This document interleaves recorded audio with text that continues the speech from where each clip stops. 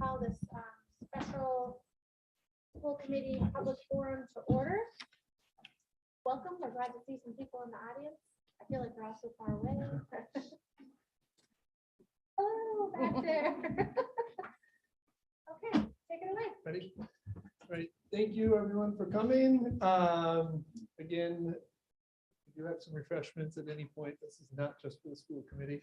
Help yourself. We thank you, members of the leadership team who are here today, and members of the community. Certainly appreciate you here. This opportunity to share the work in building this budget to date.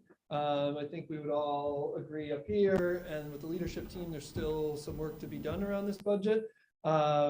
But happy to try to answer some questions tonight and get some feedback about where we are at this point. Also left some Post-its and pens on the tables, so I'm going to try to get through the presentation, but just so you don't lose your question, feel free to write it down and we can certainly go back at any point. So strategic priorities, this certainly shouldn't be a new slide to anyone at this point, although these strategic priorities are kind of waning at this point. We are going to be working as part of my entry plan. The strategic plan ends in 2022. So over the summer and fall, I anticipate trying to put a committee together and identify some new strategic objectives as we continue to move the district forward. But when we plan the budget, we plan with these types of priorities in mind. So to start, a little bit about the budget development process. So this year we started with our research and building a zero-based budget, really starting from the ground and building up based on our needs, student data, historical spending trends, and input from our stakeholders, which obviously after tonight, I anticipate some tweaks will be made based on the feedback and questions that we may get. Then we look at analyzing the information so that we're making sound decisions that provide our educators with the tools and resources they need to deliver high quality education to all students. We then, step 3 is action. The district leadership team, along with school committee and the finance subcommittee of school committee, the finance subcommittee of the school committee, taking a look at the budget requests, identifying actual needs versus potential reductions. And again, always striving to provide our educators with the resources that they need to provide all students with high quality education. The approved budget is then our responsibility to manage. So the approved budget, once approved at town meeting, it's up to us to make sure that we're monitoring that to ensure that those students are getting the supports that we've outlined in our budget planning, but also making sure that our staff have the training, resources, and materials that they need to best support those students. So this is our budget, pretty high level. Alex, if I walk away, do you need me on this mic? You can share out of mic. So I need it. Sure. Okay.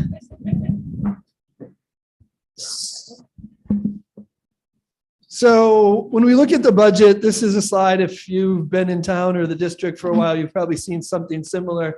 These two numbers here are generated through a formula at the state level. So the formula takes into account a lot of things that are outside of people's control. Inflation, enrollment, property values in town, income levels in town, all get put together to build what is essentially our foundation budget. So chapter 70, that is what the required contribution from the state is to the town. And then the required local contribution is the town's money, that 5.4 million based on the formula that the state uses. Transportation article, this 891 is a contracted service. So we're in contract with First Student that covers transportation not just getting students to and from school, but also athletic events and things like that all falls in there. That gets us to this total state and local revenue number. Then from the town, we get an in-kind number. Our in-kind number, I'm going to round it to 2.5, is about $2.5 million. In-kind takes into account services that the town may provide to the schools. So they're doing the work, and it's not money that we're giving to them or they're giving to us, but it gets taken away. Like, so unemployment, retired insurance, school choice out, charter school out, those types of expenses are all paid through the in-kind sheet. All right, so we get that from the town. So now we're 11 million, less that 2.5 million. So this number here, this town allocation to the school, Adam has described it in the past, and will, for consistency's sake, is essentially the cash or the check that the town writes to the school. So that's the funding that we have to pay our teachers, to build programs, to purchase materials, to purchase curriculum. That is that number here, okay? When we built our original budget, our first draft budget, Adam and I tasked department heads, which would be Director of Pupil Services, Director of Business, Director of Technology, and principals to build their budget that they believed is required to provide high quality education, high quality instruction to all students in the Granby Public Schools. At that point, we had a $3 million gap. We recognize that the town of Granby cannot help close this gap, right? $3 million. We need, and we understand that we want to provide and produce a financially responsible budget. So there's certain asks in the three, and we'll talk about this a little bit tonight, in this $3 million over that we've already gone through the process of proposing a first round of cuts. All right, so we'll talk a little bit about that. But we really pushed our school leaders and district leaders to say, what is it that you need to make sure that students in Granby have a competitive advantage against students in neighboring towns, against their peers in other places across the Commonwealth? And this is where they were. Grants, revolving accounts, offsets here. So this is $1.5 million that the schools generate in revenue. So the schools generate this $1.5 million in revenue. Some of it, and we'll talk in some more specifics, some of it is through federal grants. Some of it is through our athletics revolving. Some of it is through school choice in and things of that nature.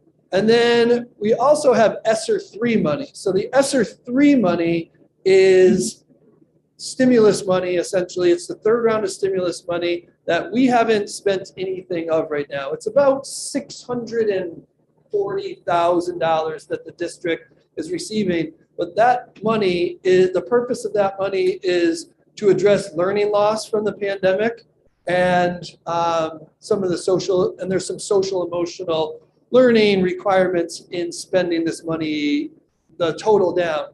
So there's 600,000 plus there, and we're supposed to have access to using that through September of 2024. So September of 2024. So we do have an offset of $300,000 worked in at this point. That could certainly go down or up as we go through this budget process.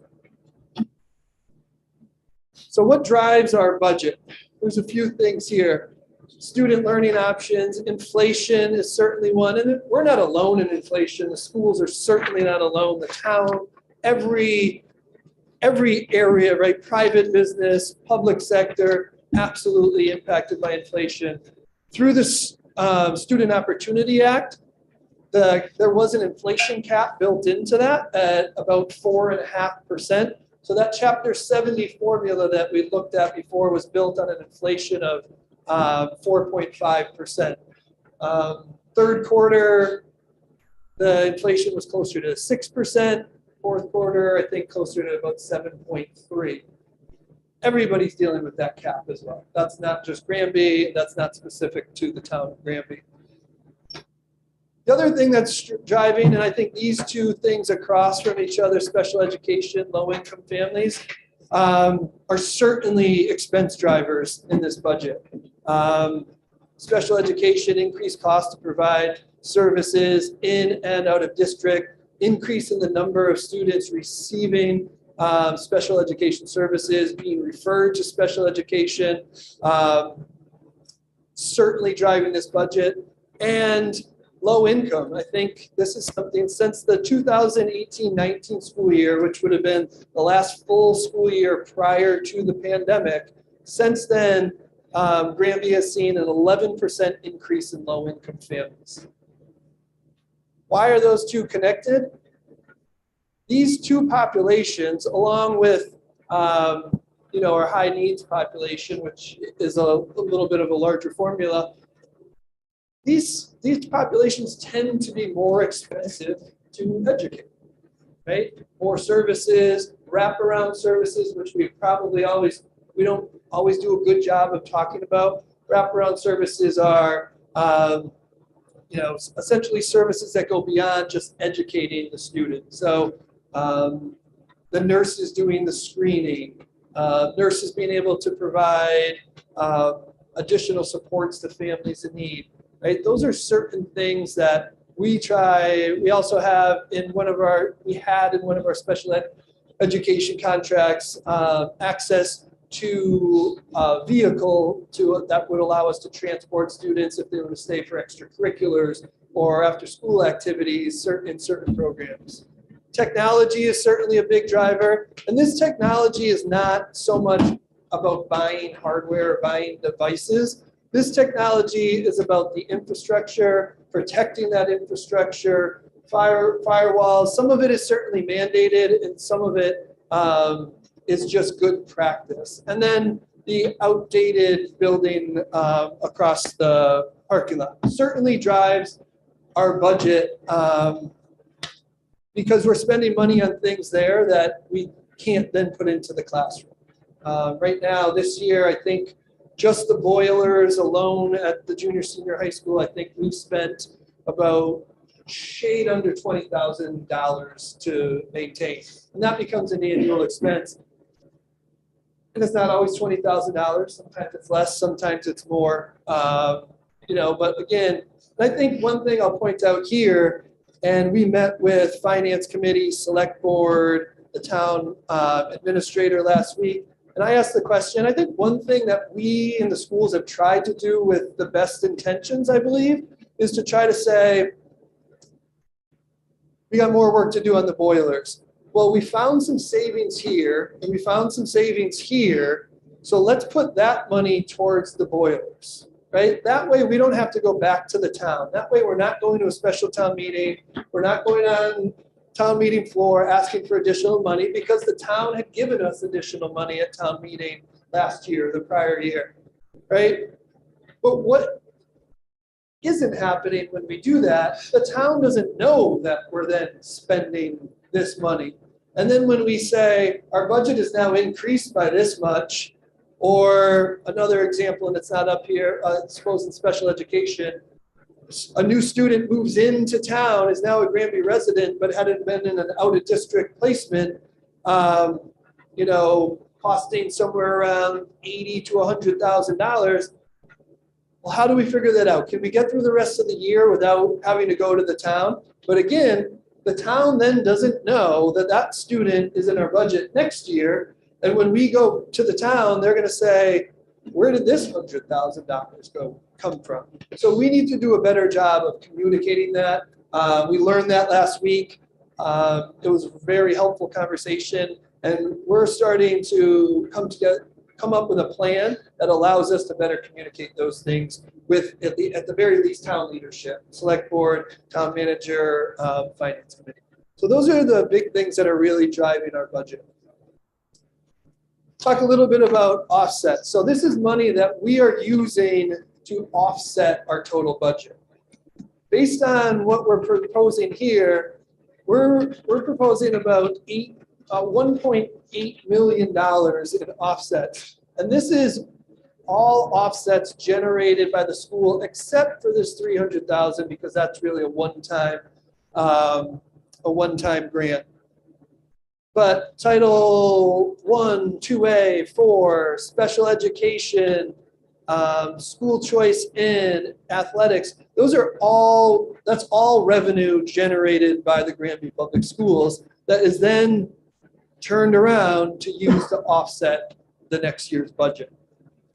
Part of the problem, if we start to really dig into it, and I'm not going to dig into it too much here, but happy to talk to people along the way. Special education, right? It looks like 648,000. That's great that we've generated that.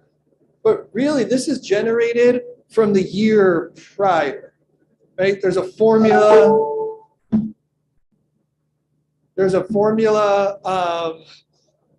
That gets us to this place, but basically, this is FY22 costs, right? At FY22 rates.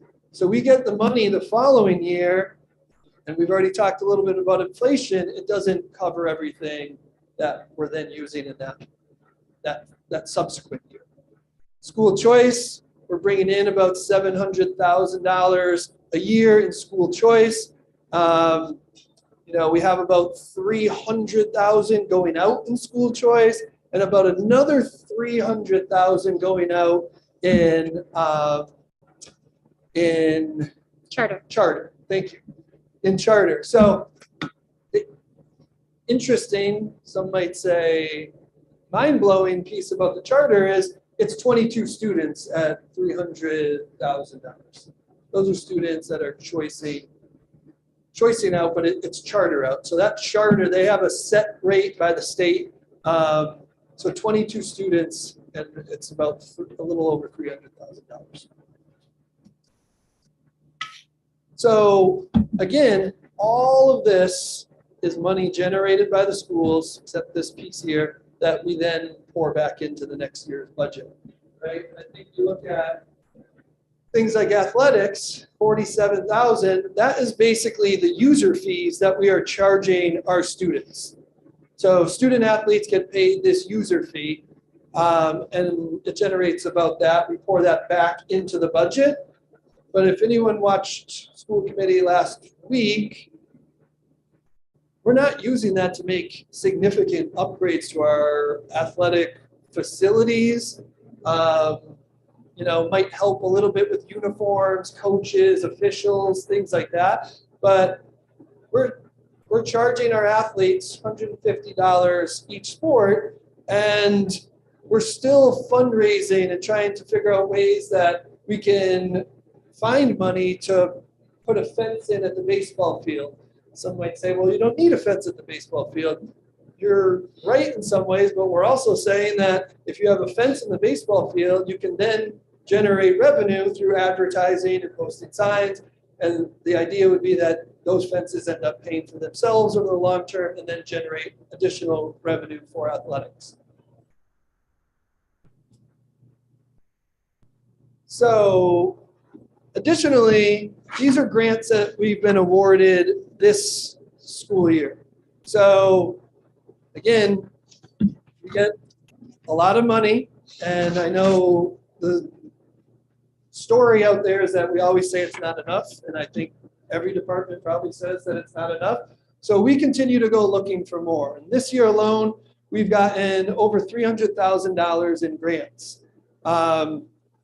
Many of these things right here, the tech grant, this $100,000, that's a grant that David Lukashevitz worked with Adam Tarquini on, and that will allow us to replace a vast majority of the first round of Chromebooks that were purchased for East Meadow students close to 5 years ago, right, David?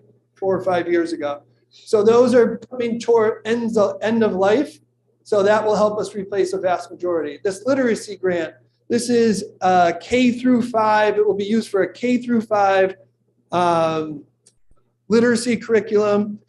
materials, training of teachers, resources, and additional supports, $111,000.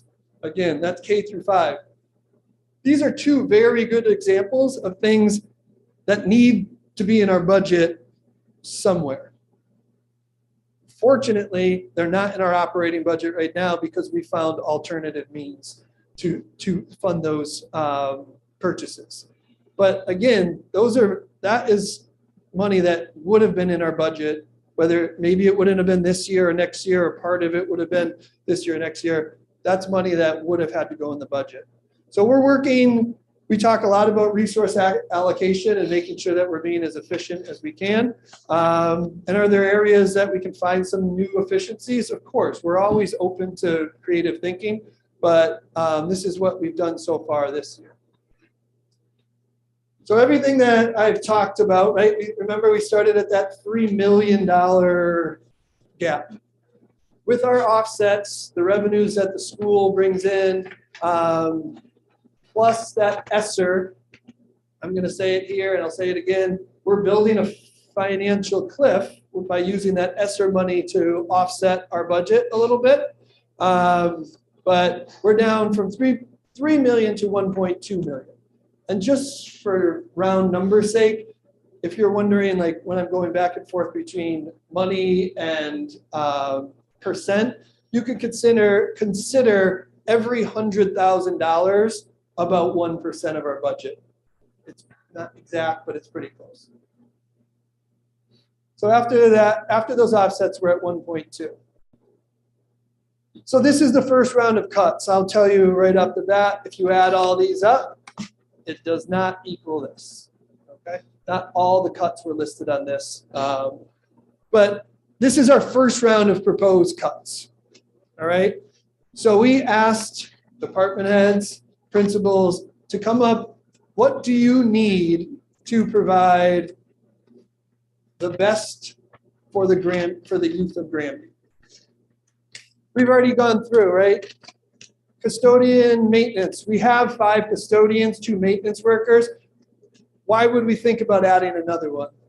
This time of year especially, there's a lot of work that falls on our custodial and maintenance staff to make sure the fields for athletics are prepped. It's mowing the fields, and the town helps us out with the mowing, but we can't rely on the town to say, we have a Tuesday game, you need to be here Tuesday at noon. Right? If they are scheduled to mow on Wednesday and we get some rain, it's been weeks or a week and a half between mows. We've had fields deemed unplayable by referees and things like that. So we try to stay on top of that. So this would help with some of that. Also, when people are out sick, things like that. But that got cut out of the budget. A sander, cut out of the budget. Snow blower, another snow blower. Again, if you come into Granby through South Hadley, you see the sidewalks being put in. In the not too distant future, those sidewalks will be in front of our 2 buildings, and we'll be responsible for maintaining those.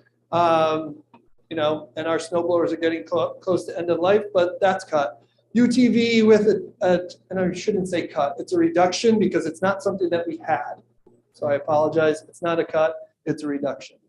So the UTV, this would allow us to groom the fields to, again, if we got the UTV, we probably wouldn't need the snow blower anyway, because you could get a snow blower attachment. Unanticipated tuition, I talked about this before. There's a student who recently moved into Granby, is a Granby resident, was in an out-of-district placement in their previous district. They have not enrolled in Granby at this point. So in our original iteration of the budget, we built that in. They have not enrolled, so we will consider that an unanticipated cost, but something that we could very well see again should they enroll between now and September. Behavior therapists support the programming at East Meadow. This was specifically in, that was reduced. And then this classroom projectors, people might see $63,000. So next door, the projectors are basically on a cart, and then there's wires going all over the room to get them there to get everything connected. So we looked at the cost. What would it cost to mount those projectors? I think it's a pretty basic instructional tool that teachers have these days. But again, first round of cuts, we weren't able to sustain that. The total cuts that we made in that first round of proposed cuts was $483,000. So now our gap went from 3 million, the offsets to 1.2, and that first round of cuts brings us to 729. This is about 7% over net school spending.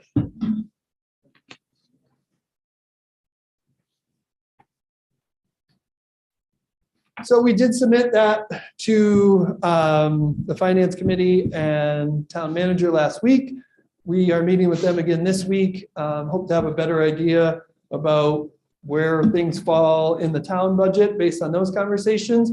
But these are some of the things, and in no particular order, these are some of the things that we might see as potential cuts should we have to go deeper. And I do anticipate we're going to have to go a little bit deeper, obviously, but and we'll also start with contingencies. It doesn't mean that you have to cut $50,000, so we're going to cut athletic programs, right? There's some contingencies that are built in the budget because I think that's financially responsible to have some contingencies in place, but those are going to likely be the first things that get cut.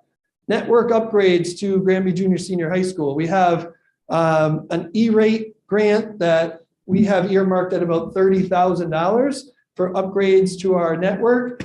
And I won't get the number exactly right, David, but if you know it, it's about $90,000 worth of work for the $30,000 that we would have to pay.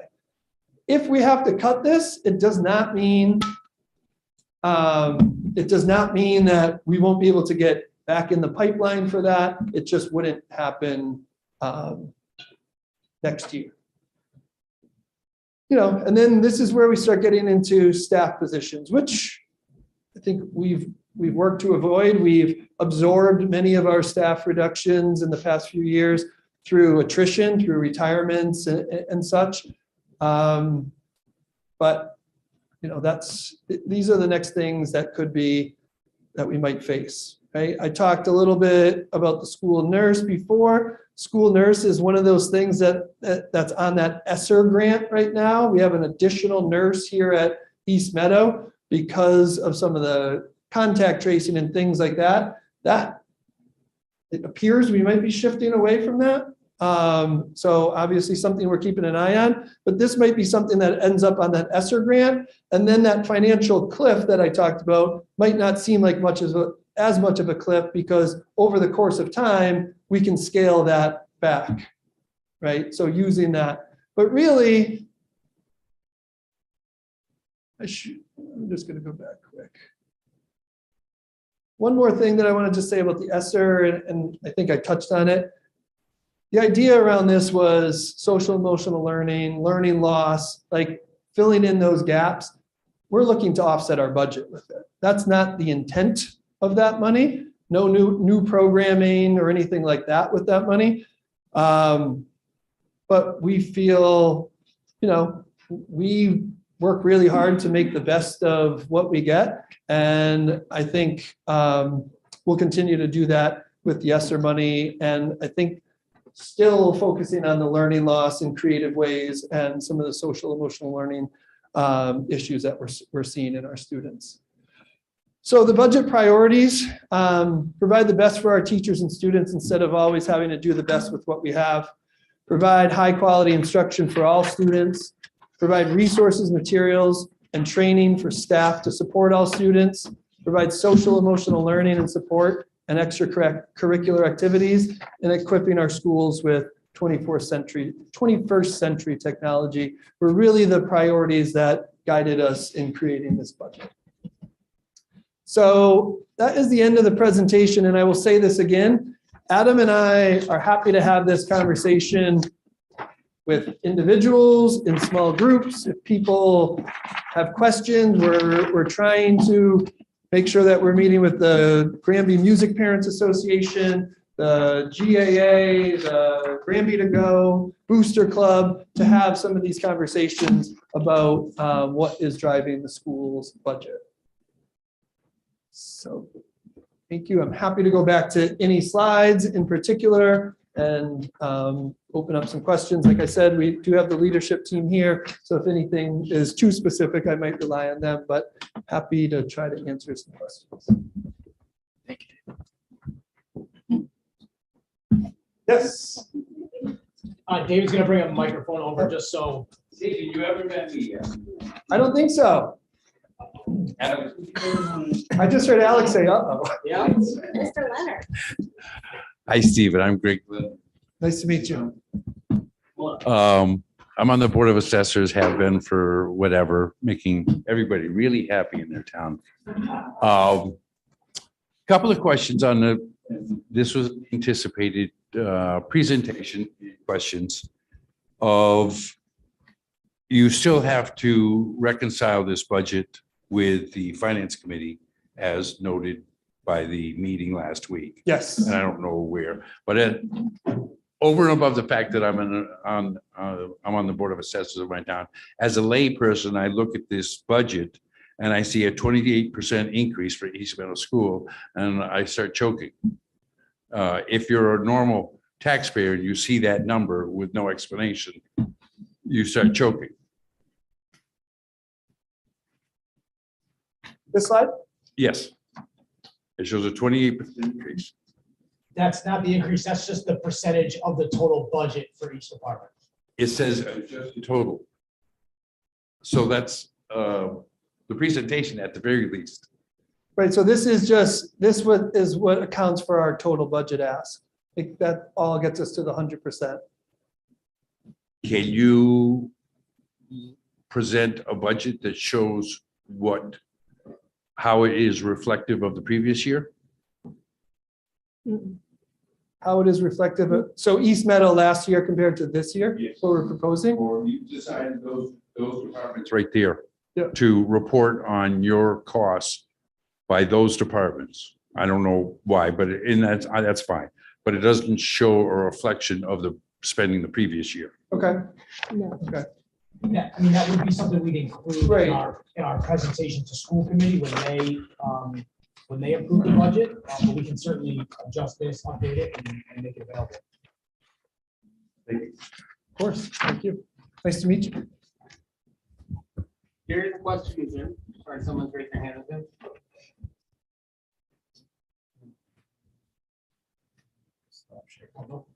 I think, is Alex calling them up? Yeah, I can make Adam a co-host.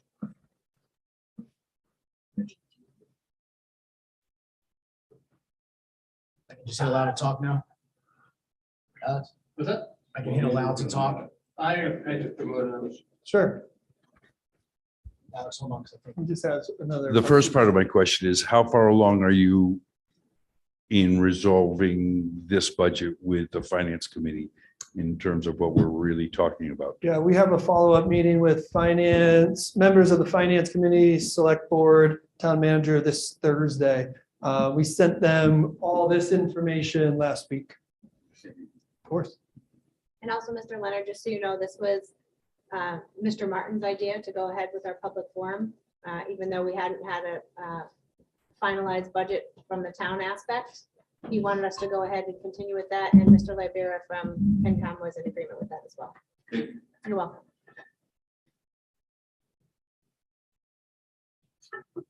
He's already promoted. And Do I need to do something else?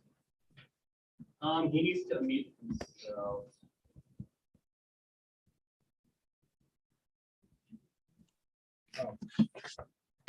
He's unmuted, Alex. Rich, are you there? Yes, I am. Can you hear me? Oh. Okay, let me just ask a question through you, Alex. Go ahead. Okay. I have the, Do we need the microphone so it'll hear it or? can you hear me okay? Yep. Okay. I have the Finance Committee report from last year right in front of me, and I'd like to read just 3 quick sentences from it. It says the budget proposed for the Granby schools for fiscal 2022 includes state mandated amount plus an additional $105,000 from the school override vote of May 2004. It says an additional 507,000 for retired teachers' health insurance is carried in the general government budget. So I was kind of disappointed in that last meeting the school committee had with the finance committee and select board when the superintendent asked the first question, what are our limits for our budget?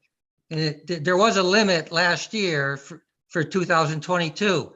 It's the state minimum plus $105,000. Now, some new school committee members may not know where that came from.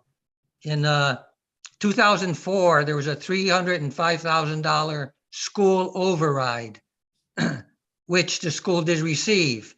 But in following years, there's no, the town is not required to give the school that money, but they did year after year. But 2 or 3 years ago, the town administrator cut that 305,000 down to 105,000.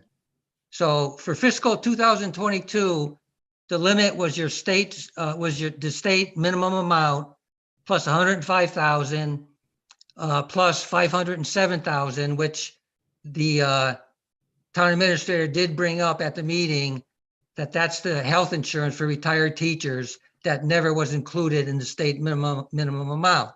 So if you want to have an estimate, I mean, I think the town administrator should have given you an estimate of what your budget should be. Now, could you tell me how much are you over on your budget as of now? Over the minimum net school spending, in the current iteration, it's 729,000, give or take.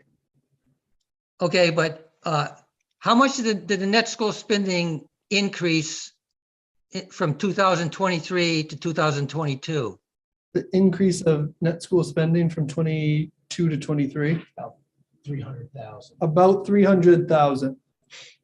Okay, which would increase the what your budget would be. Now, your total budget, you said it is 700 and some thousand over. Yes, I thought you reduced it with the credits, offsets. we did. It went from 3 million to 1.2 down to 729. Okay, which is quite a bit. Let's see.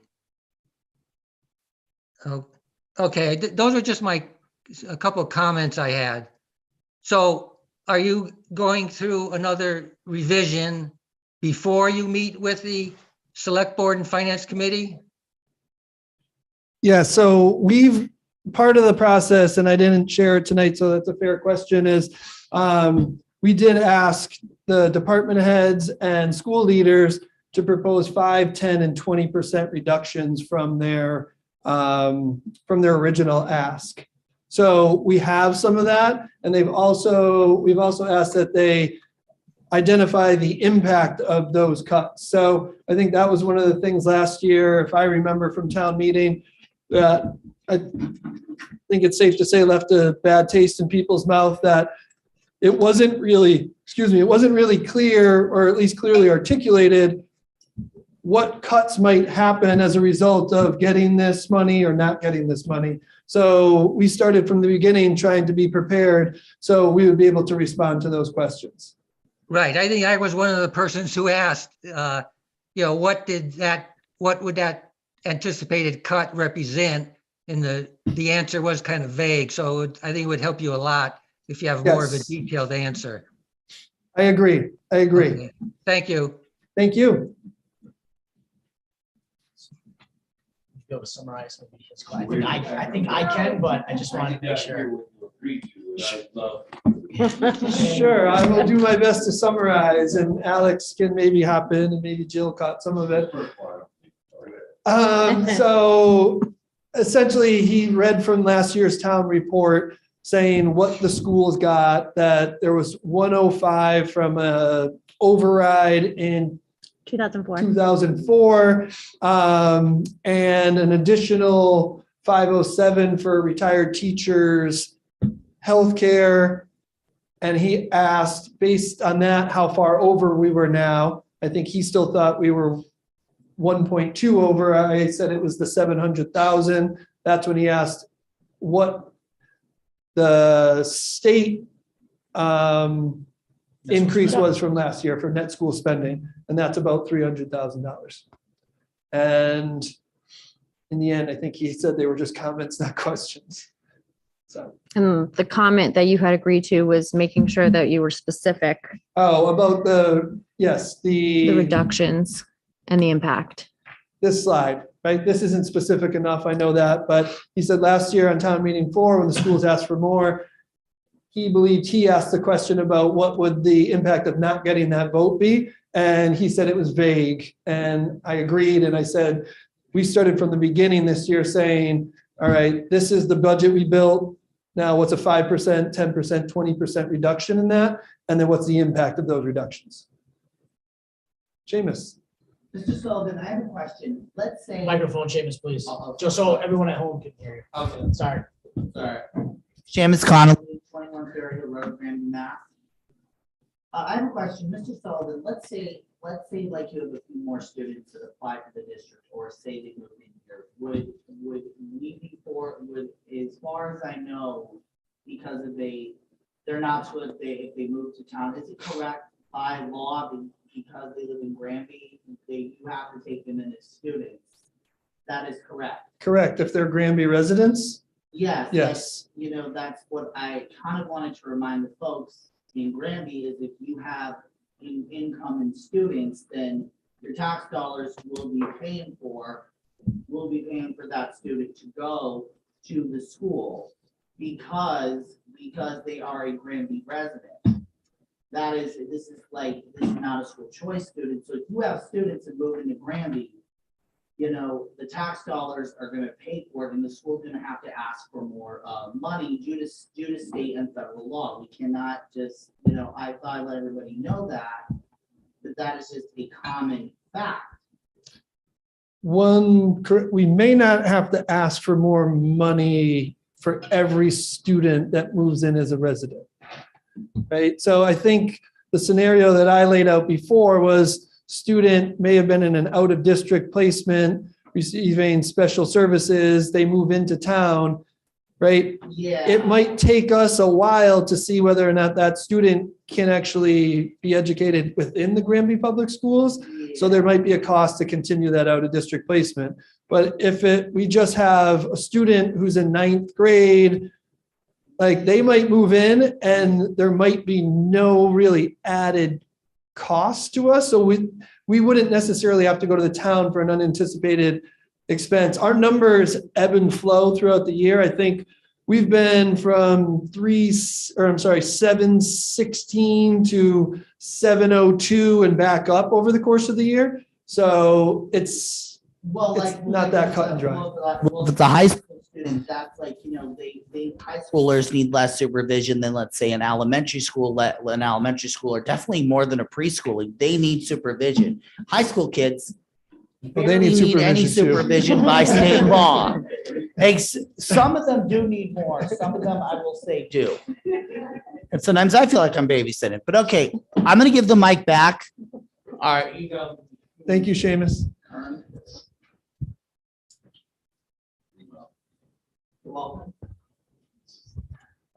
Just for my own education, in the chart of expense drivers, you list an 11% increase in low-income families.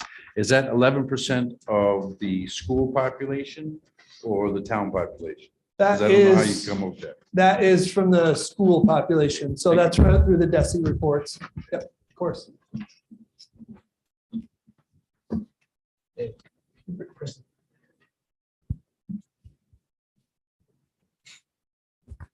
And then just a follow-up to his question, it's an increase in 11%. So what was it before that? I think we went, quote me on this, I want to say we went from 34 to 45%, but Okay. it's. Thank you. Yep.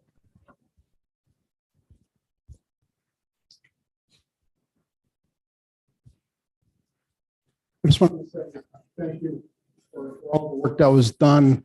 This budget, appreciate it. And I do want to put a plug in for the music program. I know you are going to meet with us next week.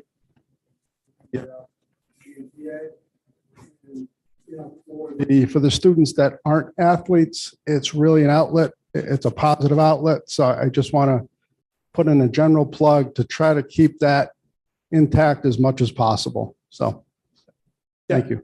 Absolutely. Thank you. I think the arts are critical when we think about not just extracurriculars after, but I think, electives next door, specials down here, making sure students have access to a variety of opportunity. Absolutely. Thank you.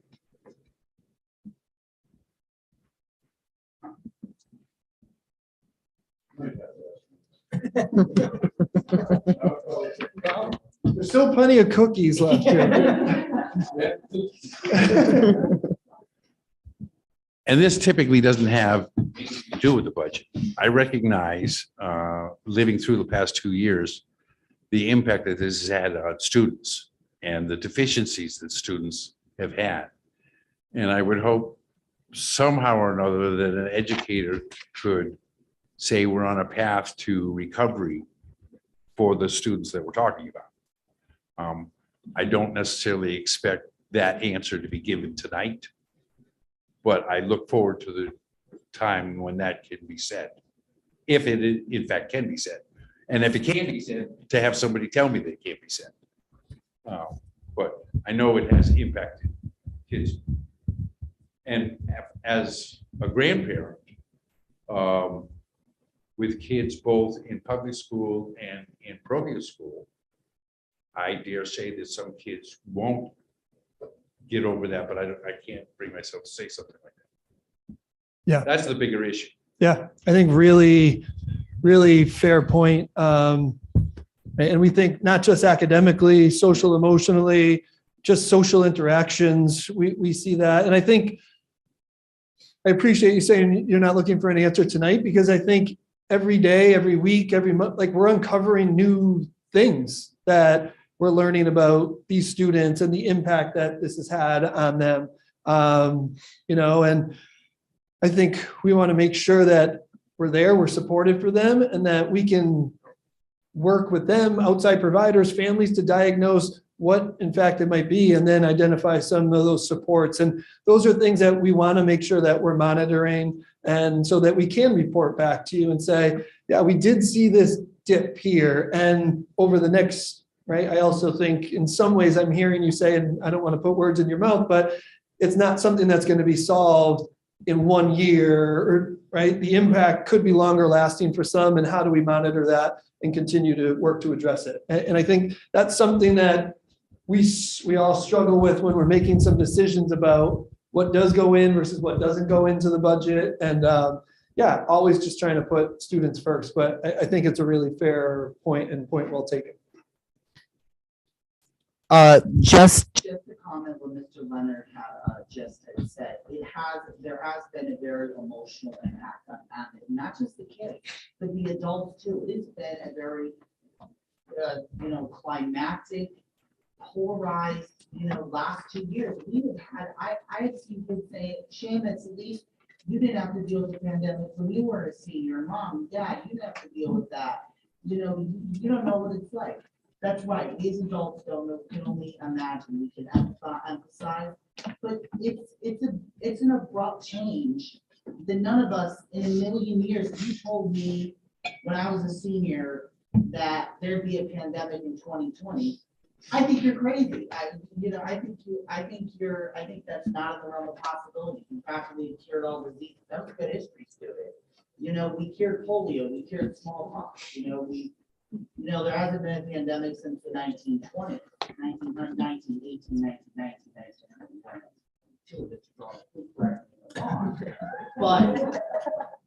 But You need this, Mr. Dorman? but I'm just saying that it's having an effect on everybody, every Yep. walk of life, rich, poor, upper middle class. It hasn't been easy. Wearing a mask in a store, or let alone on an airplane, sucks. I can barely breathe. I'll also say that it's had a mental effect on me personally, having to keep track of whose house I was at, you know, having to worry about my parents, they're elderly, and I was more afraid of losing them. You know, that is the thing. And we don't know what kind of effect it's gonna have on these kids long term.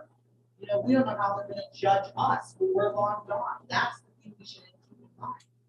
That, you know, that yes, when the CDC and the state said there should be a mask mandate, we have to follow orders. But when the state all clear, we should say all clear. And that's one of the reasons I'm running for Granby's Board of Health. Good night, ladies and gentlemen. Oh, a little plug there, Seamus. I got this. Yeah, but I agree. I think it's a, Rich has another question. okay. Again, Seamus, absolutely. And I think, so most of my experience has been at grades 9 through 12. And I thought a lot about the class of 2020 and 21, losing graduation and all that goes with it. And that is heartbreaking, right? You think about some of those last few months of your senior year, and then to come into this role and spend some more time here, and you walk into a second grade class and they're like, these are second graders that have never had a full year of school prior to that, right? Like, so like I said before, you're continuing to like uncover things the further that you dig. And Yeah, it's like, you know, I know some of like my friends that tears like Yeah. That Thank you, Seamus.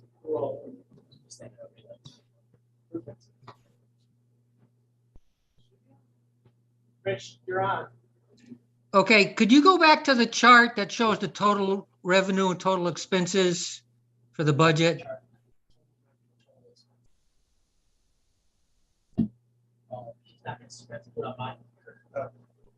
Let's give us 1 second, Okay, please.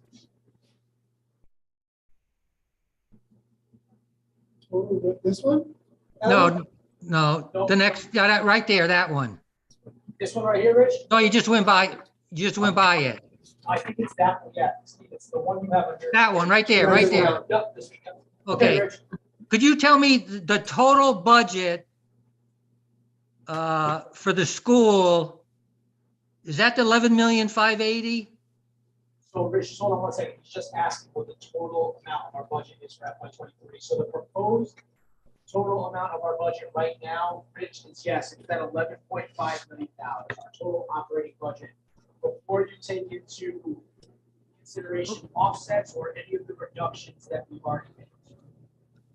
Okay, how much did the budget in? So like this $3 million does not include this offset, does not include this offset, nor does it include the reductions, that $483,000 that we had shared. So that's where that deficit is. Okay, how does the school operating budget of 11,580,000 compare to the prior year? How much did it go up?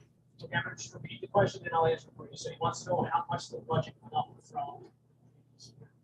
So the budget as it stands, you know, the final approved budget for FY 22 in our first draft, that number that you're seeing now, it increased a little less than $1 billion. And a lot of those costs were driven by special education costs. Okay, I couldn't hear everything you said. And so the budget from last year to this year Yeah. increased by a little under $1 million. $1 million? Yep, and a lot of those costs are driven by special education costs. Okay, so you actually have two problems, don't you? You have to balance your own school budget, then you have to go to town meeting to see how much of the budget they actually approve, correct? So he said we have two problems. One is that we have to balance our own budget, and then two, we have to bring a balanced budget to the town. And yes, you are correct. We're doing that work internally to balance our budget, and then we're hoping that we can bring a balanced budget to town meeting. Okay, thank you. Welcome. Thank you.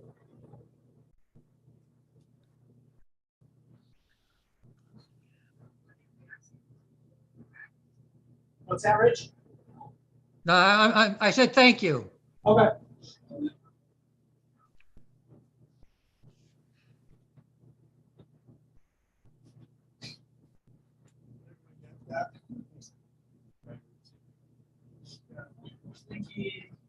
Filled out or Adam that we need to balance our own budget, present a balanced budget to finance committee. And Adam, that's the work that we're doing.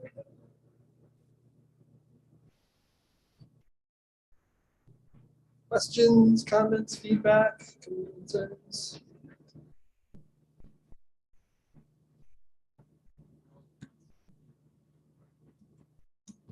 We're gonna give the music department whatever.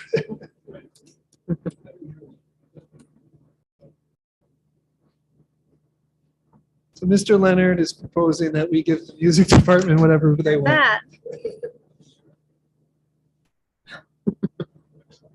Of course, thank you. And again, not that any of you in here need this, we are happy to do our best to come talk to you between, or just so people know, upcoming, our goal is to get the school budget approved by the school committee at our April 12th meeting so that we're lined up for town meeting Monday, May 9th.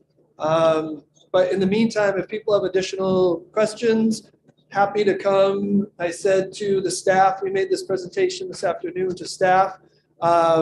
If you have a book club or a sewing club or just a group of neighbors that comes and hangs out at your house and they have questions, we're happy to stop by, answer questions, do our best to provide information.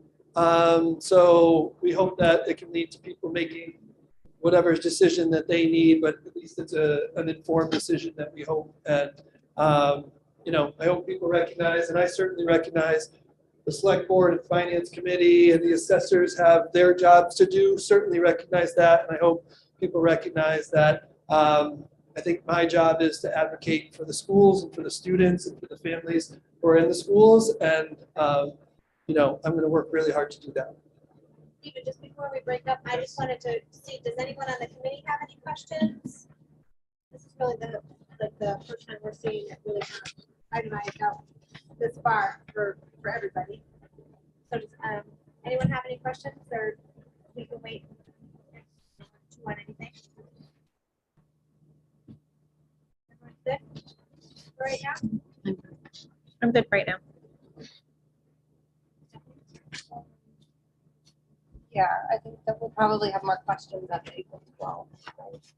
I mean, we talk about the budget all the time, so if there's questions, and obviously any of us could email Adam, if something comes up between now and then.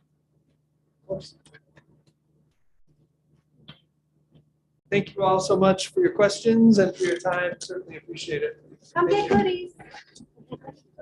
Okay. Oh, yeah, thanks. Lots of cookies. Oh, can I have a motion to adjourn the meeting? I'll make a motion to adjourn the meeting. Second? I'll second. All those in favor?